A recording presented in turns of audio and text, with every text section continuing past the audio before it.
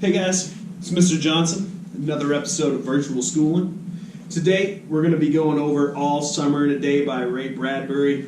Ever since I started this unit, I think that Ray Bradbury may be my new, one of my top favorite short story authors now. There's a couple more of these Ray Bradbury stories coming at you in the next couple weeks, but I was really into this one, All Summer in a Day.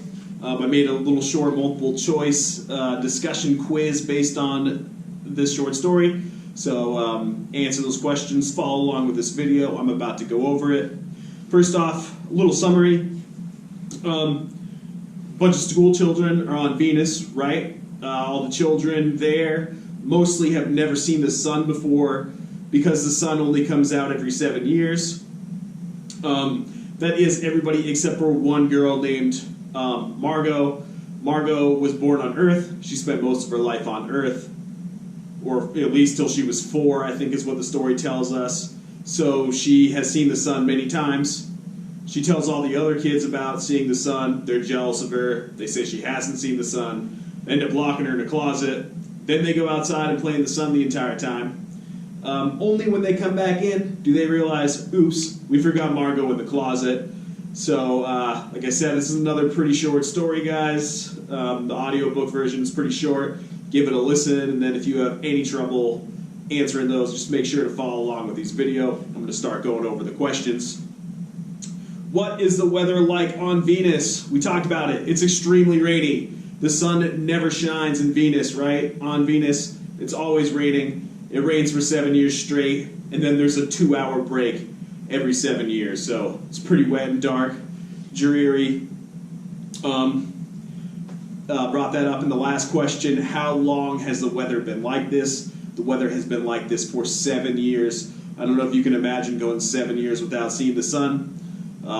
Where I live and where most of you live here in Maine, it gets pretty dreary for the couple of months of winter, let alone 7 years of all that dreariness, right? What is supposed to happen on this particular day? On this particular day, the sun is going to shine for approximately 2 hours, right? It's going to be great. Everybody's really excited. A lot of those kids have not seen the sun in their entire lives. So, why are the other children unable to remember the sun? The last time the sun was up was 7 years ago. These are 9-year-olds, which means they're 2nd and 3rd grade. 2-year-olds probably don't remember very well a 2-hour time of one day. Maybe they have like a short recollection of it, but just think back to when you were 2. Do you remember a lot of the things that were going on in your days then? Then we got, how does Margo feel about the weather on Venus? I kind of made the answer to this question a little silly. Sorry, can't help myself. Margo hates the weather on Venus, which appears to be true. She's having a hard time there, right? She's not getting enough vitamin D. Haha. Clearly, Margo needs some vitamin D in her life. She's sad she hasn't seen the sun in so long. So there's the answer for that one. Yeah, looks like I got a question. Oh, pick me. Yeah, I got something really important to add here. Oh, alright. I know I'm a woodland creature, and I'm supposed to love the outdoors, but I don't like it outside. I don't like it outside at all. I mean, inside is great. It's warm. There's electricity. I'm an inside bird for sure. So I guess I just don't understand why Margo is so mad about being inside all the time. I would be a little bit more upset if I was outside all the time. Am I right? Am I right? All right. Thanks, Carl. You're really helpful on these questions. Probably should have just left you home. What makes Margo different from the other children? Again, we talked about this, right? Margo was born on Earth. She's seen the sun. She's been outside in the sun. She was born in a place where there was sun every day, right? She lived on Earth. Now she's in this place where it rains every day, and Margo's not dealing with this transition very well, right? It makes her different from the other children. Why does this difference cause the other children to dislike Margo, I mean, she's not essentially bragging. But these kids are jealous that she's seen the sun, right, guys? I think this is symbolism to, like, Margo seen the light, and none of these students have. So when she's telling them all about, like, oh, gee, I saw the sun, they're getting a little jealous of that, right, guys? I mean, they just don't know what to do about it, really. We talked about this again in the summary. What did the other children do to Margo? They locked Margo in a closet, right? They're like, oh, you know so much. Let's lock her up in the closet before the teacher gets back. Where's the teacher at? It's probably not good looks on the teacher's part, especially when she then takes all the kids outside and doesn't look in the closet for Margo, or she doesn't even take roll, right, guys? As a teacher, I probably would get in quite a bit of trouble if I didn't know where one of you guys was, if I was supposed to know, and she doesn't know where Margo is. She's just probably also excited to go outside in the sunlight as well.